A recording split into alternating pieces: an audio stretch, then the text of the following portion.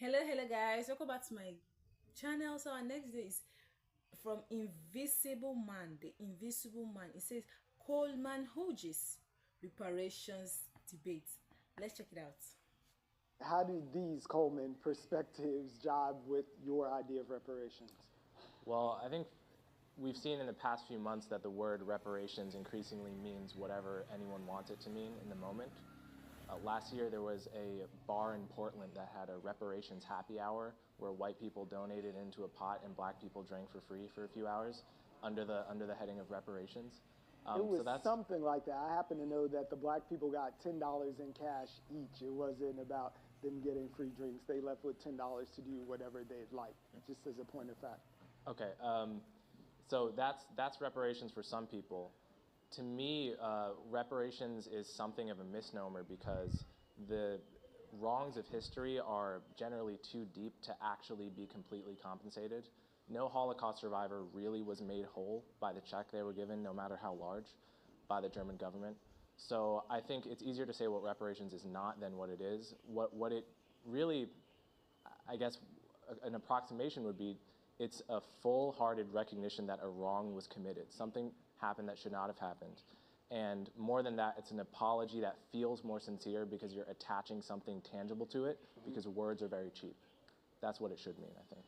And the disagreement about whether or not we need to pursue reparations. And just to add, what I was going to add is there's HR 40, but Charles Barron has a bill here in the state of New York for it to set up a New York commission, right? Because there's also, living in a states' rights society, there's also the individual states and what they did to contribute to the harm of communities of color and marginalized groups as well that we have to look at, right? So it's not just a federal conversation, it's a state conversation, it's also a corporate conversation, particularly from some of those corporations that still have existed, mainly banks and insurance companies and things of that nature, that we have to have this holistic conversation about.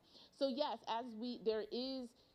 I don't personally don't put all of the blame on one particular person because they were in a position of power. Am I disappointed that he didn't go far enough? Absolutely. But is he the sole person to blame? I For wasn't not suggesting blame. right? Well, I mean, I'm talking about that in general. He's not the sole person to blame for the entire institution. I would also say that sometimes there are just changes in the culture and ebbs and flows. So when Ta-Nehisi Coates 5 years ago now wrote the case for. But guys, it is impossible for people who did not do the wrong to apologize for people who did not even experience it one bit. It's impossible. And we should also remember, right around 2001, there was a wave very similar to this one, where there was debates about reparations, and it was a hot debate in 2001, and then a couple years later, it just kind of fizzled. And I think there's some kind of difficult to explain, difficult to pin down the causation, just kind of ebb and flow with this conversation that is probably likely to continue. I don't expect this moment to continue for 5 years, maybe a year, maybe two, I'm not sure. But it's probably going to ebb and flow again based on history. So in effect, what you have is indentured servitude going on now. And for those people trapped in that sort of cycle, in that morass, what do we do to bring a comfort level, to bring enough strength to say, hey, it's okay to speak up. When Johnny drives a snowplow, I'm Johnny's cousin. Where are the people, what does the allies look like that step forward to resolve those forms of modern day slavery? And if it's happening for my folks, I'm sure it's happening for a lot of other people. I fear that we're kind of talking around the main issue, though, because there are many people, including people on the right wing, like the Koch brothers, who support criminal justice reform. The First Step Act, obviously they support it because it's costly, right? So for a totally different reason. But the First Step Act just passed bipartisan, reducing mandatory minimum sentences, right? So when people hear reparations, which is this very controversial topic, I don't think they're thinking, oh, they mean criminal justice reform, they mean repairing society. What they're thinking, and what the public meaning, I think, right now in America is programs or benefits or a check or a deeper program that is allocated to descendants of slaves and not to other people. And I think that's the crucial variable that makes it, for most people who hear that term, controversial. It's not that it's just criminal justice What do reform, you mean, right? most Well, people? When you say most people? Well, what do you say? reparations in America at large, it's a very contentious topic. People yell at each other on cable news over it.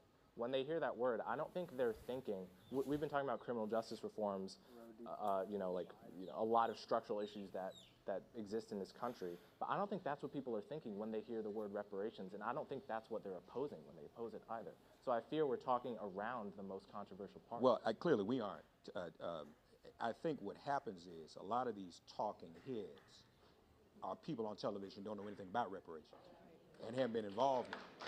The people around this table, so to speak, obviously have a more holistic view, and the movement does as well. And if people who are legitimately involved in the movement were allowed to have more open conversations and allowed to be on some of these panels that don't include people who really know about reparations, I think the public would be much more informed about it. As far as the Koch brothers and what Jared Kush and everybody does, they don't deserve credit it's just so for funny. that. The criminal justice reform movement has been going on since, as you said, since we were first criminalized as a people after slavery. So what I would suggest is maybe in the terms of reparations, maybe one of the things that could happen is maybe a little better outreach in terms of general education. I'm not at all trying to suggest we put these people on par. These are people that specialize in hanging people. You know, and if you think about it, I don't want to be mean to any white folks, but this is a fact. I've been on this earth quite a while. I have never met any people of color that sat down and said, hey, it's Tuesday, let's go hang some white boys. That's a white thing. And it's a dumb white thing. I'm just suggesting maybe you can hang it out a little bit. I agree with, there are so many wanna make a things to program fix. out of There's so many systems to fix in America today. And that really seems like a separate issue to me than the pure issue of reparations. When I hear the talk of burning the system down, replacing it with something new, what I think of is not some kind of utopia where we've abolished racism. What I think of is Zimbabwe in 2000, where black militias marched onto white farms, said, rightly, you took this from us, we're going to take it back. Right? They literally did that at gunpoint. And what happened? It completely destroyed the economy of the country. Zimbabwe used to be called the breadbasket of Africa. After that, it couldn't. Are you saying that's what's going on with the reparations movement? You're comparing the reparations movement? What I'm saying is you don't burn the system down. You don't burn the system. I want you to continue the example, So I'll and that if you're going to use the example, I of was the reason, continuing the example. No, but I want you to explain why the I was economy, about to. Explain why the economy's bad. Okay, so, well, you march onto somebody's farm, you take their farm, they've been there for decades, they know which fertilizers work with the soil, which don't, right? Every patch of land is very different. You don't know how to do it as well as they did because it was their patch of land. Investors pull out because crops are failing. Now you're no longer the breadbasket of Africa. You know what I'm saying? That's the reason why the economy. But I Yes, still don't understand that's mainstream how that historical analogy fact. relates to Okay, reparations. just Mainstream to history. keep us on Google it. track. I happen to know we have a question here, but I can tell you that since about 2009, white farmers have been compensated about $69.4 million for the loss of the land that they had taken from people before they got expatriated from it.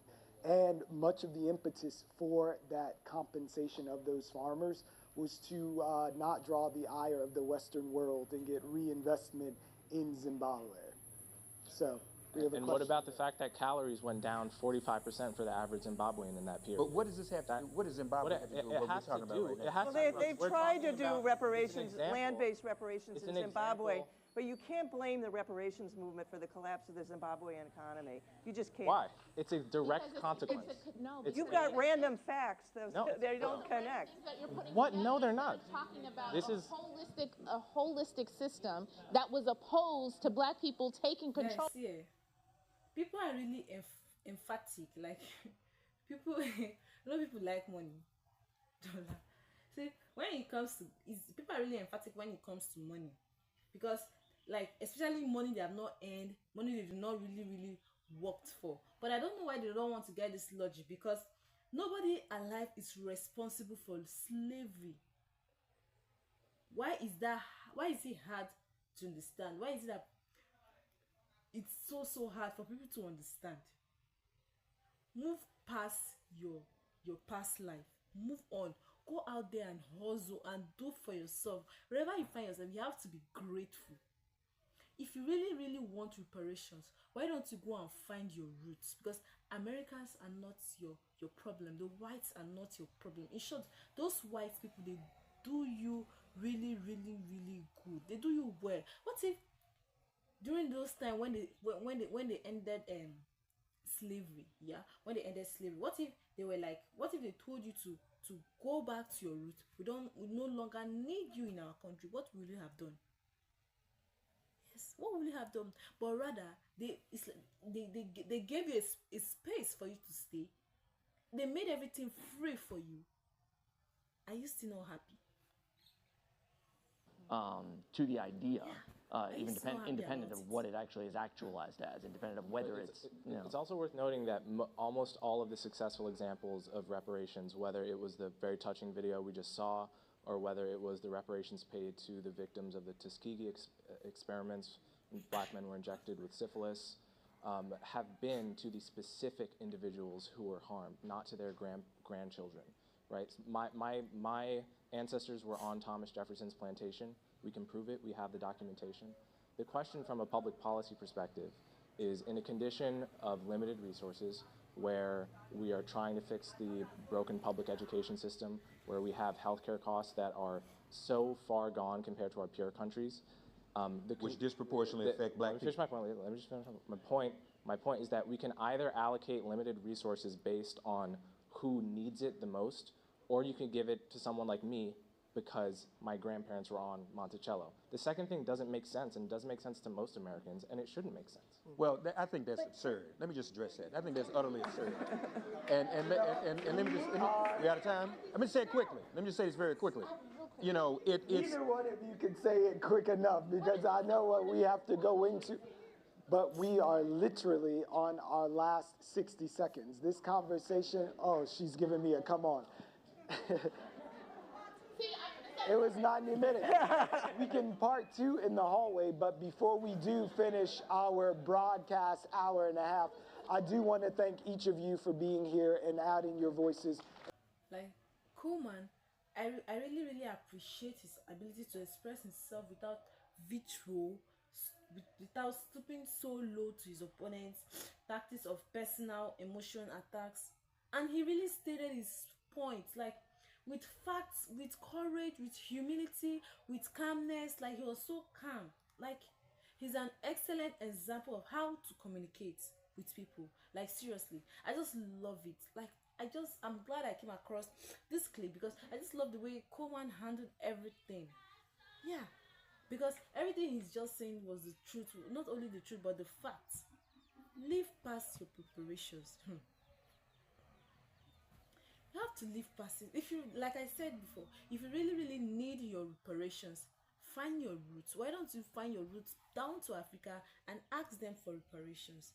Yes, because reparation is really, really victimizing people without their consent. Yes.